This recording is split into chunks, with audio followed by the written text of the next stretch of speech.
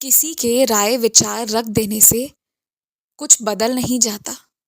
जो तुम्हारी दृष्टि है, जो तुम्हारी सोच है जिस चीज को लेकर, उसे तुम खुद अपने अनुभव से समझो। मैं भी तो कई लोगों को लगता हूं कि मैं हूं ही नहीं। कई लोग कई तरह की बातें करते हैं मेरे बारे में, लेकिन तुम्हें मेरी अनुभूति मिलती है, तुम्हें मेरे दर्शन मिले, इसलिए तुम्हें चाहकर भी कोई गुमराह नहीं कर पाता।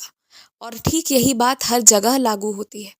इसलिए कहता हूं कि अपने आप से देखो कि क्या सच है क्या झूठ है। और जब तक तुम्हें कुछ अनुभव ना हो जाए तब तक अपनी राय मत रखो। और हाँ, सावधान हमेशा रहा करो। हफ्ते में एक दिन तो ऐसा होना ही चाहिए जब तुम घंटे 2 घंटे आओ, मंदिर की साफ सफाई करो, आरती में शामिल हो, प्रसाद वितरण में शामिल हो, फूल पौधों की सेवा करो। हफ्ते में एक दिन ऐसा जरूर होना चाहिए। फिर चाहे हफ्ते में एक दिन तुम किसी बड़े मॉल घूमने जाओ या ना जाओ, होटल जाओ या ना जाओ, पर 1 से 2 घंटे मंदिर जरूर आओ। और हो सके ना तो ये काम सुबह ही कर डालो। इसी से अपने दिन की शुरुआत करो।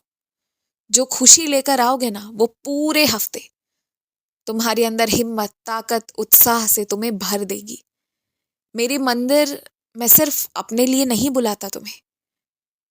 मेरे मंदिर आने से बहुत कुछ तुम्हें मिलेगा।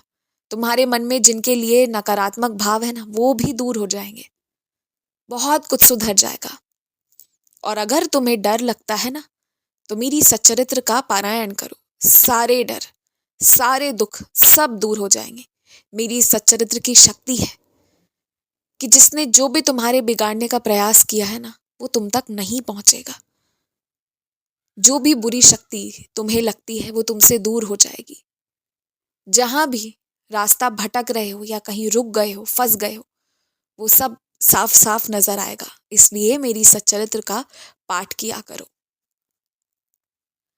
अगर कोई ये सोचता है ना कि दूसरे का छिनकर घर बना लेगा, तो वो नहीं बन पाएगा। पर यदि किसी के मन में ये विचार है कि दूसरों की सेवा करके घर बनाएगा, दुआओं की शक्ति से वो इमारत खड़ी होगी, तो ये बिल्कुल मुमकिन है।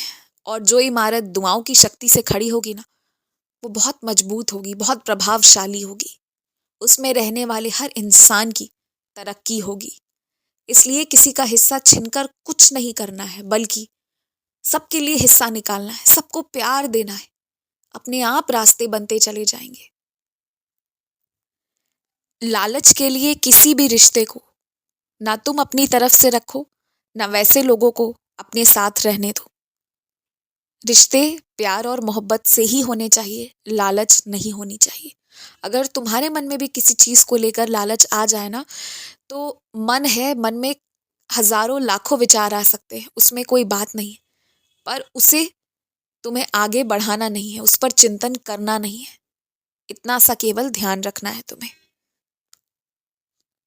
शिरडी आने वाले तो अत्यंत सौभाग्यशाली हैं, पर जो नहीं आए हैं ना, वो भी सौभाग्यशाली हैं, उतने ही सौभाग्यशाली हैं, क्योंकि उनकी भक्ति मुझे उन तक पहुंचाती है।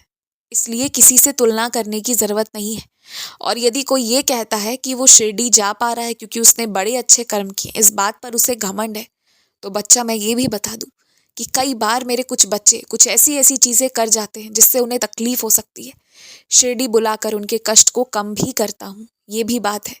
इसलिए किसी के अहंकार और घमंड से अपने आप को या अपनी भक्ति को नीचा मत ठहराओ। तुम्हारी भक्ति में कोई कमी नहीं है, कोई कसर नहीं है। कुछ भी होता है तो मैं सीधे तुमसे बात करता हूँ। मैंने कभी दूसरे का साथ या दूसरे के माध्यम से तुमसे कुछ नहीं बोला। जो कहना था सीधे सीधे तुमसे कहा है। तो अगर आगे भी कोई बात होगी तो इशारे तुम्हें ही मिलेंगे, वो भी सीधे से। जो भक्ति भी करते हैं पर उससे ज्यादा अहंकार करते हैं, उनकी बातों पर ध्यान मत दो, क्योंकि कहीं ना कहीं वो अब भी अज्ञानी है। खुश रहो।